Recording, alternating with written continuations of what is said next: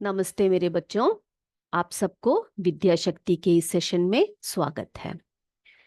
तो बच्चों, आप सोच रहे होंगे कि मैम ये आप कौन सा लेसन ले रहे हो हमारे लिए। तो बेटा, पिछली बार हमने स्कूलों से पूछा था कि उनके कौन से क्लासेस यानी कि कौन से ग्रेड्स यानी सॉरी कौन से लेसन्स चल रहे हैं या कौन से चैप्टर्स चल रहे हैं। तो सभी ने मुझे कमेंट करके बताया कि जो जो चैप्टर्स उनके चल रहे हैं, किसी का 5वां चल रहा है, 6वां, 7वां, 8वां, ऐसे करके सबने मुझे कमेंट करके बताया। तो हमने सोचा कि जो अभी फर्स्ट से लेकर जो बाकी चैप्टर्स है उन सब का आपका रिवीजन भी करवा देंगे। और साथ साथ हम अभी क्या करेंगे, अभी जो आपका सिलेबस है ना, जैसे इस महीने जो लेने हैं चैप्टर्स या आपके एग्जाम तक कौन कौन से चैप्टर्स आएंगे, तब तक वहां तक के चैप्टर्स को कंप्लीट कर देते हैं। ओके। तो यही सोचकर हमने क्या किया, आज हम क्या लेने वाले हैं, 5वां चैप्टर लेंगे आपका according to your school syllabus. Okay. और बाकी चैप्टर्स का आपको रिवीजन देते जाएंगे। तो आज हम जो चैप्टर ले रहे हैं वो है सूक्ष्म जीवों का सामान्य परिचय एवं वर्गीकरण। सूक्ष्म जीवों का सामान्य परिचय एवं वर्गीकरण। तो बच्चों, हम अपने चारों तरफ बहुत सारे जीव जंतुओं को देखते हैं, है ना। पेड़ पौधे हो, चाहे जीव जंतुएं हो, पशु पक्षी हो, है ना, इन सबको हम लोग देख सकते हैं। लेकिन हमारी इस भूमि पर ऐसे भी कुछ क्या बोलते हैं, जीव हैं जिनको हम अपने नेत्रों से नहीं देख पाते या सामान्य नेत्रों से हम उन्हें नहीं देख सकते। उन जीवों को हम क्या कहते हैं, उन्हें हम सूक्ष्म जीव कहते हैं या उन्हें हम माइक्रो ऑर्गेनिजम्स कहते हैं। ठीक है, उन्हें क्या कहते हैं हम लोग, माइक्रो ऑर्गेनिजम्स कहते हैं या सूक्ष्म जीव कहते हैं।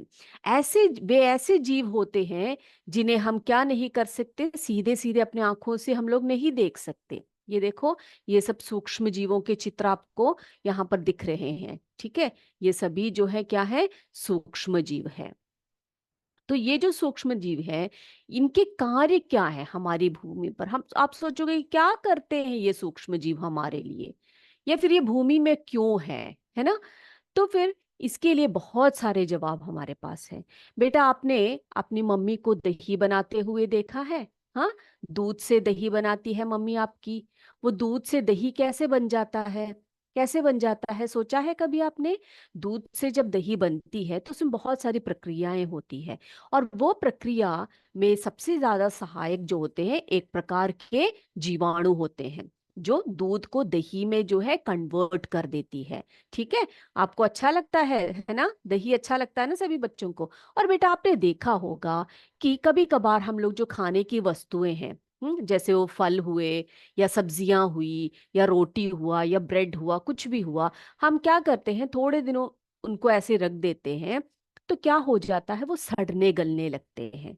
देखा है ना सबने, वो सड़ने गलने लगते हैं या उनमें ऐसे वाइट वाइट कलर की, ये देखो सफेद सफेद धब्बे जैसे आ जाते हैं।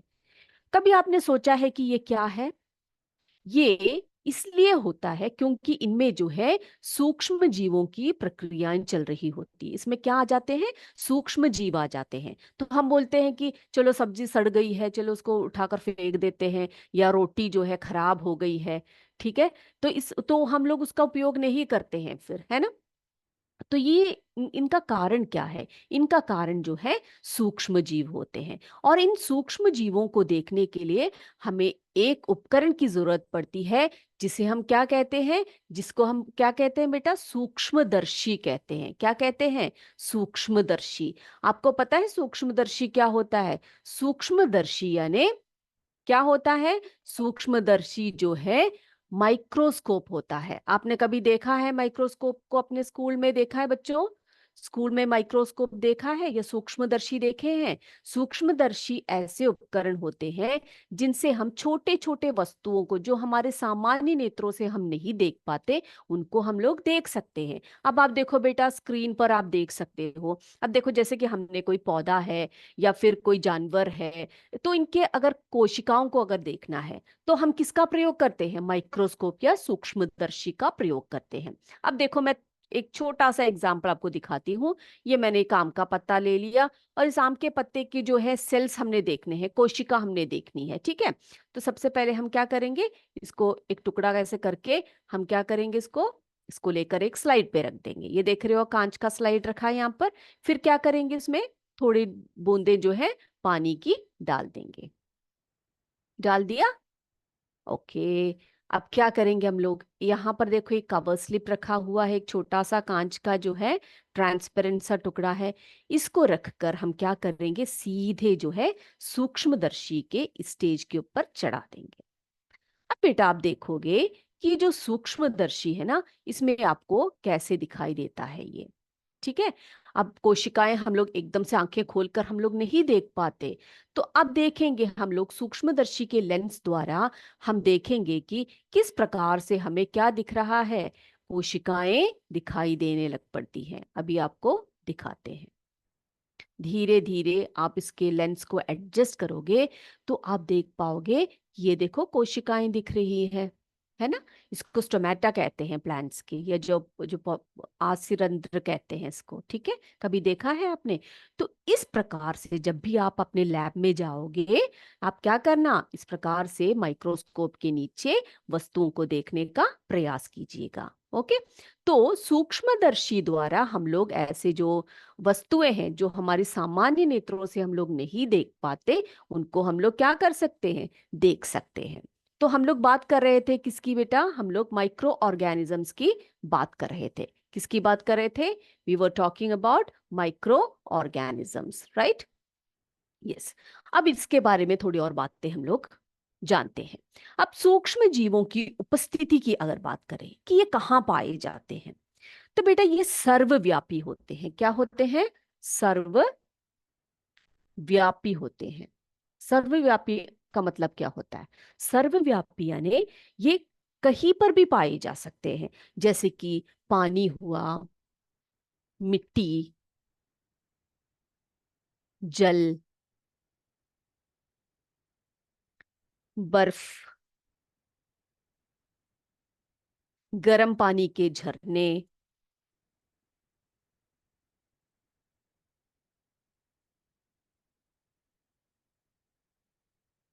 गर्म पानी के झरने हो, समुद्र का तल हो, समुद्र तल, या दलदल हो। ऐसे ऐसे जगहों पर ये पाए जाते हैं जहां पर साधारण जीव जंतुओं का रहना मुश्किल होता है, लेकिन सूक्ष्म जीव जो है ऐसे हर जगहों पर पाए जाते हैं। वे सर्वव्यापी होते हैं और कभी कभार ये मृतोपजीवी के रूप में भी पाए जाते हैं। किस रूप में पाए जाते हैं, मृतोपजीवियों के रूप में। यानी कि मृतोपजीवी यानी कि जैसे कि सड़ते गलते हुए वस्तुएं होती है ना, जैसे कोई जानवर मर गया या फिर कोई पेड़ पौधे सड़ने लगे, हाँ, तो ये उनमें भी रहते हैं। तो हम इनको मृतोपजीवी, हम कहेंगे मृतोपजीवी के रूप में भी ये रहते हैं। ओके। मृतोपजीवी के रूप में भी ये रहते हैं, यानी कि सड़े गले वस्तुओं में ये रहते हैं। फिर ये परजीवी के रूप में, परजीवी के जीवी के रूप में भी पाए जाते हैं। परजीवी क्या होते हैं बेटा, परजीवी को हम अंग्रेजी में पैरासाइट कहते हैं। क्या कहते हैं, पैरासाइट कहते हैं। परजीवी यानी कि जंतुओं में या पेड़ पौधों में, हाँ, ये रहते हैं और उनके शरीर के जितने भी पोषण होते हैं ना, ये खींच लेते हैं। परजीवी के रूप में भी ये पाए जाते हैं, यानी कि पैरासाइट के रूप में। ये सर्वव्यापी होते हैं। हवा, पानी, मिट्टी, बर्फ, गर्म पानी के झरने, समुद्र की तली, दलदल, और ये मृतोपजीवी के रूप में जहां पर सड़े धातुओं में पाए जा सकते हैं। परजीवी के रूप में भी ये हमें देखने को मिलते हैं। ओके। अब हम पढ़ेंगे कि ये जो सूक्ष्म जीव है ना, सूक्ष्म जीव जो है, इनके वर्ग ये कितने प्रकार के होते हैं। सूक्ष्म जीव जो है कितने प्रकार के होते हैं, जरा आराम से इसको पढ़ते हैं। यस। सूक्ष्म जीवों की अगर हम वर्गीकरण करें तो ये 5 समूहों में पाए जाते हैं। कितने समूहों में? 5 समूहों में। ठीक है, 5 समूहों में ये जो है ये पाए जाते हैं। अब ये 5 समूह कौन कौन से हैं इनके, जरा देख लेते हैं एक एक करके। पहला, जीवाणु। क्या है? जीवाणु, जिन्हें हम अंग्रेजी में बैक्टीरिया कहते हैं। क्या कहते हैं? बैक्टीरिया। ओके। दूसरा है विषाणु। विषाणु, विषाणु क्या होती है? वायरस होती है। विषाणु यानी वायरस होती है। फिर तीसरा जो समूह होता है वो, उनको हम कवक कहते हैं। क्या कहते हैं? कवक कहते हैं। ओके, फंगी कहते हैं इसको। ठीक है, अंग्रेजी में फंगी।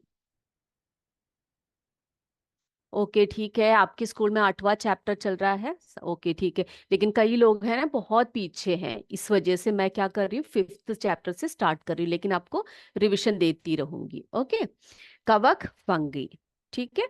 और 5वां जो होता है, सॉरी चौथा जो है वो है प्रोटोजोआ, जिसे हम प्रोटोजोआ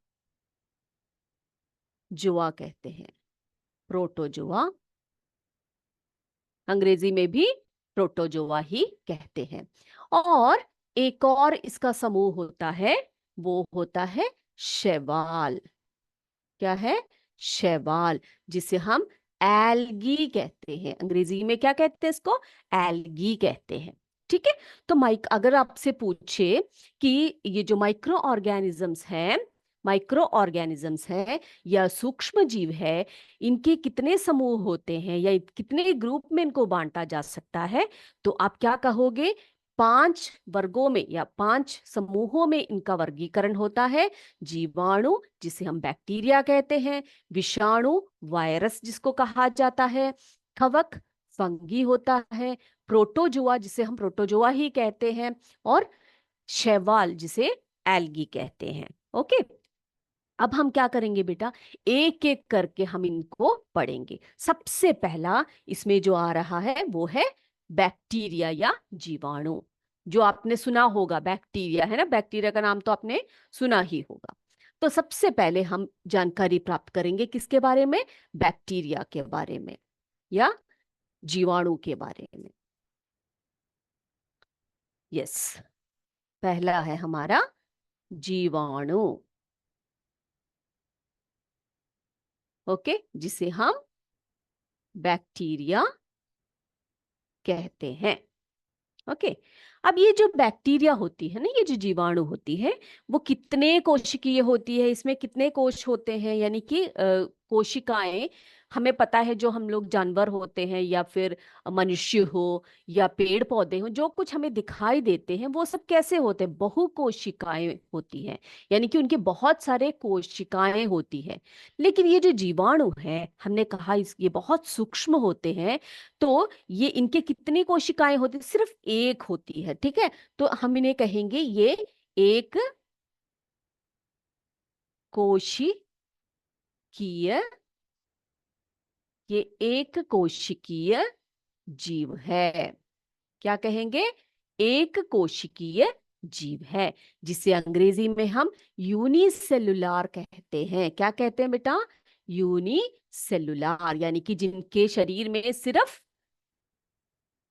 ओके, जिनके शरीर में सिर्फ क्या होता है?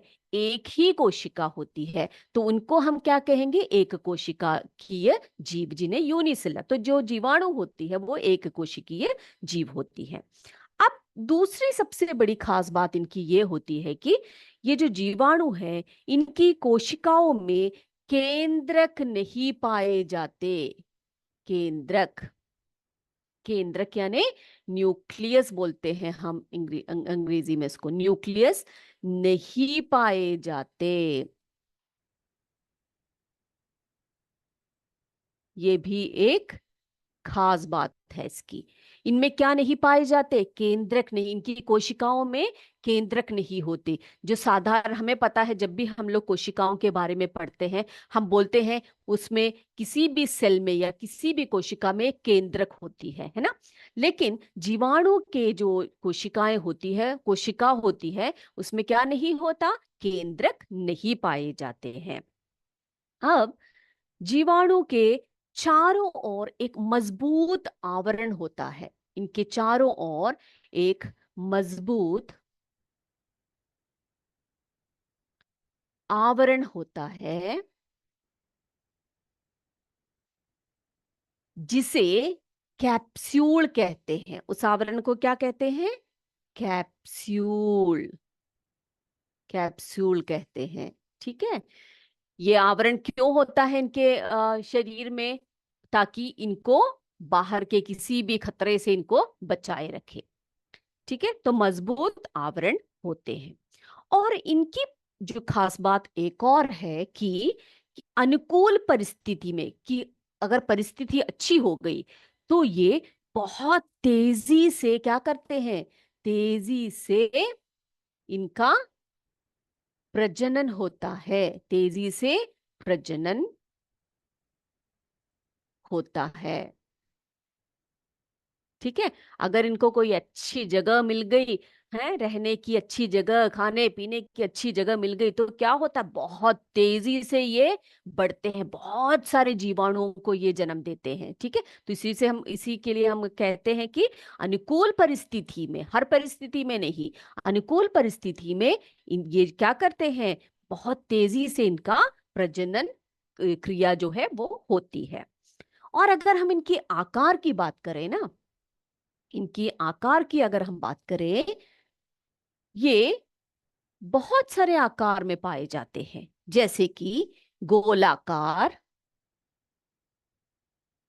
गोलाकार। ठीक है। फिर दंडाकार। दंडाकार यानी कैसे आकार होता है? दंड की तरह, ऐसे, ऐसे दंडाकार। ओके। गोलाकार आपको पता है कैसे होते हैं? ऐसे राउंड शेप, है ना। ये दंडाकार होते हैं, दंडाकार। और कैसे होते हैं? सर्पाकृत होते हैं, सर्पाकृत। सर्पाकृत, आपको पता है ना, सर्प के रूप में, ये देखो ऐसे सर्पाकृत। ठीक है। तो आपसे अगर पूछे कि जीवाणुओं के आकार के बारे में कुछ बताइए, तो आप बता सकते हो ये गोलाकार हो सकते हैं, या दंडाकार, दंडाकार हो सकते हैं, या सर्पाकृत हो सकते हैं। सर्पाकृत यानी सांप के रूप में, ऐसे स्पाइरल टाइप के होते हैं। ओके। अब इसमें जो है, इस जीवाणु में एक ऐसा उदाहरण मैं आपको बताऊंगी जिसका नाम है साइनोबैक्टीरिया। क्या है? साइनोबैक्टीरिया। साइनो, ये इंपॉर्टेंट है, ठीक है बच्चों। बैक्टीरिया, ये जो साइनोबैक्टीरिया है ना,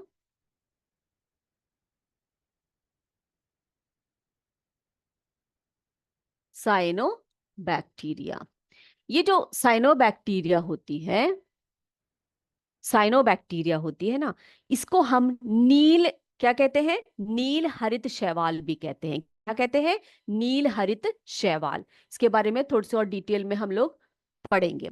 एक बार मैं इसको रिवाइज करवा देती हूँ जीवाणुओं के बारे में ही। जीवाणु जो है एक कोशिकीय जीव होते हैं, ये यूनिसेलुलर होते हैं, यानी कि एक ही कोशिक इनमें, इनके शरीर में होती है।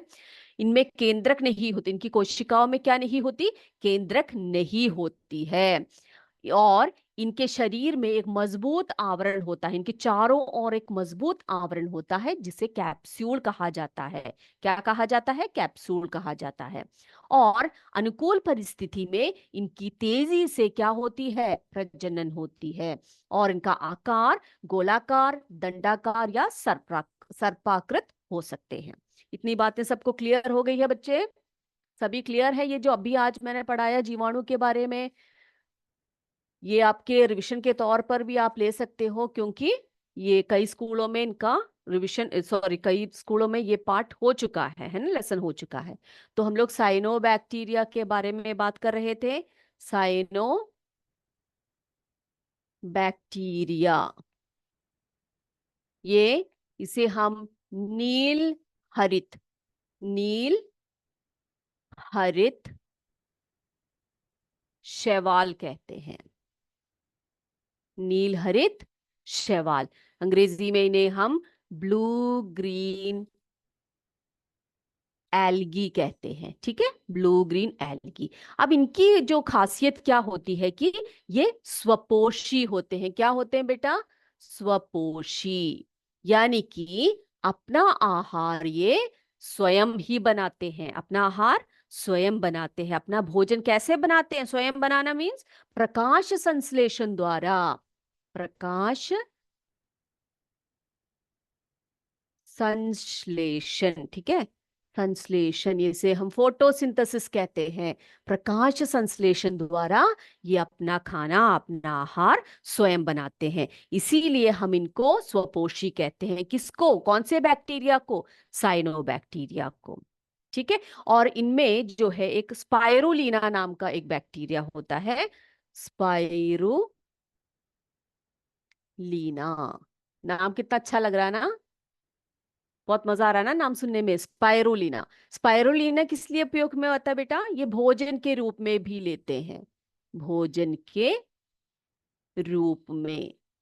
तो यानी कि ये क्या है? ये हमारे लिए हानिकारक नहीं है, ये अच्छा है हमारे लिए। ठीक है, साइनोबैक्टीरिया भी हमारे लिए अच्छे हैं, क्योंकि क्यों क्या करते हैं ये जो है नाइट्रोजन स्थितीकरण करते हैं। हाँ, नाइट्रोजन स्थिरीकरण करते हैं, जो हमारे खेतों के लिए भी बहुत अच्छे होते हैं। और आपको पता है कई बैक्टीरिया जो है, जैसे कि मैंने आपको बताया, दूध से दही बनाने का कार्य करते हैं। कई बैक्टीरिया हमारे शरीर में होते हैं, वो भी हमारे लिए बहुत ही अच्छे होते हैं। तो आज हम इतना ही पढ़ेंगे। अब हमारा समय हो चुका है एमसीक्यू का, तो हम सीधे चलते हैं। कुछ प्रश्न आपके लिए लेकर आए हुए हैं। इसी प्रकार से प्रश्नों को पढ़ते हुए हम लोग अपने रिवीजन भी करते जाएंगे। तो आज के प्रश्न आपके सामने है, आप देख सकते हो स्क्रीन पर। प्रश्न, पहला प्रश्न आपके लिए, सभी ध्यान से देखिएगा प्रश्नों को और आंसर्स अपने नोटबुक पे लिखते जाइए। ठीक है, यस।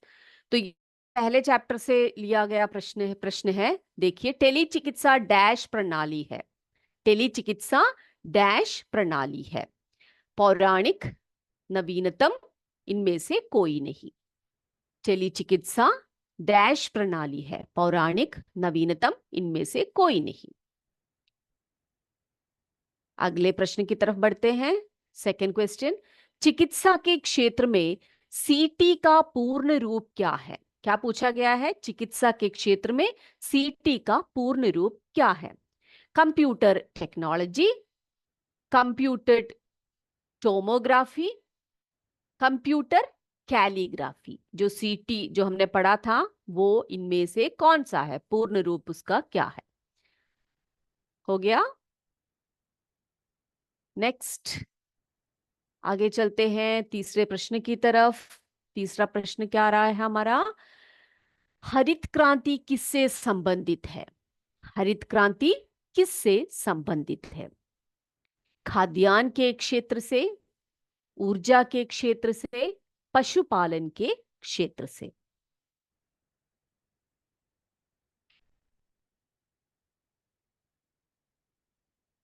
नेक्स्ट, चौथा प्रश्न, जैव पीड़क कीट नियंत्रण विधि किस कृषि के अंतर्गत आता है? जैव पीड़क कीट नियंत्रण विधि किस कृषि के अंतर्गत आता है? पौराणिक कृषि, अभिनव कृषि, यह कृषि से संबंधित नहीं है।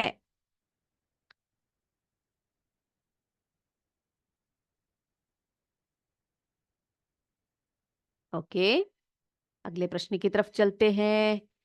हरी खाद, हरी खाद भूमि पर क्या प्रभाव डालता है? भूमि को क्षति पहुंचाती है, भूमि को पोषण प्रदान करती है, और तीसरा ऑप्शन, भूमि पर इसका कोई असर नहीं होता है।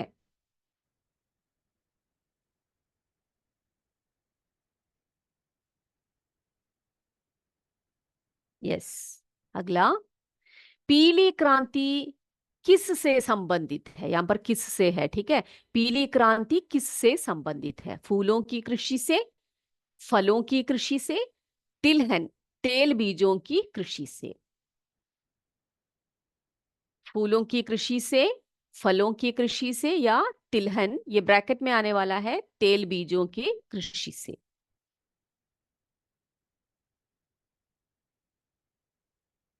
ये सब आपका रिवीजन हो रहा है, ठीक है, फर्स्ट चैप्टर का रिवीजन है ये। कृषि में जहां जल की उपलब्धता का अभाव है वहां किस विधि का प्रयोग होता है? कृषि में जहां जल की उपलब्धता का अभाव है वहां किस विधि का प्रयोग होता है? छिड़काव तंत्र, ड्रिप तंत्र, दोनों विधियों का प्रयोग होता है। कृषि में जहां जल की उपलब्धता का अभाव है वहां किस विधि का प्रयोग होता है? छिड़काव तंत्र का, ड्रिप तंत्र का, या दोनों विधियों का प्रयोग होता है? ध्यान से देखकर पढ़कर आंसर दीजिएगा। Okay, done. अगला देखिए, ई रिक्शा एवं सीएनजी गाड़ियां, ई रिक्शा एवं सीएनजी गाड़ियों के प्रयोग को क्यों बढ़ावा दिया जा रहा है? पहला ऑप्शन दिया है आपके लिए, तेज रफ्तार के लिए। दूसरा, पर्यावरण को प्रदूषण से बचाने के लिए। तीसरा, एक समय अधिक लोगों को यात्रा कराने के लिए या करने के लिए। तेज रफ्तार, पर्यावरण को प्रदूषण से बचाने के लिए, एक समय अधिक लोगों को यात्रा करने के लिए। अगले क्वेश्चन की तरफ चले। अगला प्रश्न है, ऊर्जा के नवीकरणीय स्रोत है, इनमें से ऊर्जा के नवीकरणीय स्रोत कौन सा है? पेट्रोल, डीजल, या सौर ऊर्जा? नवीकरणीय,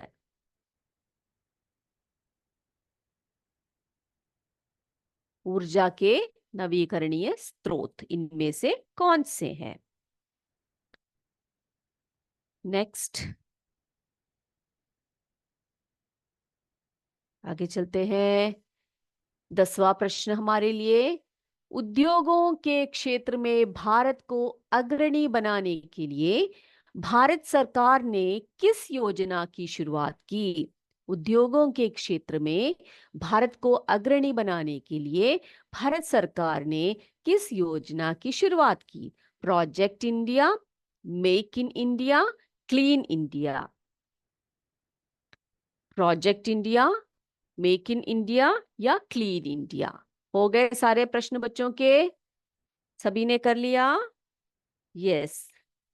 आगे बढ़े हम लोग, अपने आंसर्स की तरफ चलते हैं। चलिए, सभी अपने माइक को जो है अनम्यूट कर दीजिए। सभी अपने माइक के पास आ जाइए बच्चे, और एक एक करके मुझे आंसर बताइए। यस, क्विकली बताइए आंसर। मुझे सभी की आवाज आनी चाहिए। ओके, सभी की आवाज मुझे आनी चाहिए। टेली चिकित्सा डैश प्रणाली है? यस, नवीनतम प्रणाली है ना, टेली चिकित्सा। देखिए, चिकित्सा के क्षेत्र में सीटी का पूर्ण रूप क्या है बेटा? Yes, demography.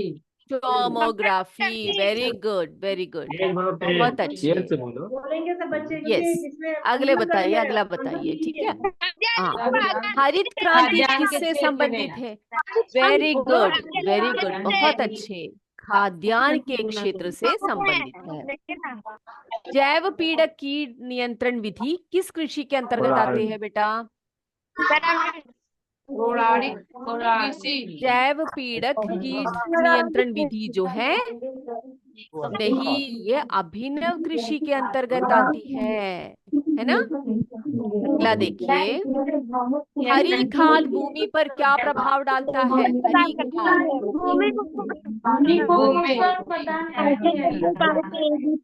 यस, फसल को पोषण प्रदान करती है, को पोषण प्रदान करती है। अगला देखिए, पीली क्रांति किससे संबंधित है? पीली क्रांति, तेल के बीजों की कृषि से संबंधित है। अगला, कृषि में जहाँ जल की उपलब्धता का अभाव है, वहाँ किस विधि का प्रयोग होता है बच्चों? दोनों विधियों का, शाबाश, दोनों विधियों का, छिड़काव तंत्र का भी और ड्रिप तंत्र का भी उपयोग होता है। Hello hello. यस, 8वां, ई रिक्शा एवं सीएनजी गाड़ियों के प्रयोग को। यस, गुड, बहुत होशियार बच्चे। यस, अगला देखिए, ऊर्जा के नवीकरणीय स्रोत बता सकते हो? सौर ऊर्जा, सोलर एनर्जी, गुड। अगला देखिए, उद्योगों के क्षेत्र में भारत को अग्रणी बनाने के लिए भारत सरकार मेक इन इंडिया। आप तो बहुत होशियार बच्चे, सभी कुछ पढ़ रखा है आपने। गुड, गुड चिल्ड्रन, बहुत प्यारे बच्चे हो, बहुत अच्छे से जवाब दिया है ना, बहुत अच्छे। यस, आज की क्लास सबको क्वेश्चन है समझ में वो आई? हाँ, आंसर लिखे हैं तो आपका सही रहना चाहिए। यस, अभी सभी अगर क्या बात कीजिएगा करेंगे तो बेटा? होगा नहीं। क्या करिएगा बेटा, आपने जो आंसर लिखे हैं ना अपने नोट में, जैसे सर ने बताया आपको, आपने जो अपने नोटबुक में मेक इन लिखा है ना, इंडिया। हाँ, वो सही होना चाहिए, ठीक है? सिर्फ बोलना नहीं, सिर्फ आपने आंसर भी करेक्ट लिखा होना चाहिए। Yes, good.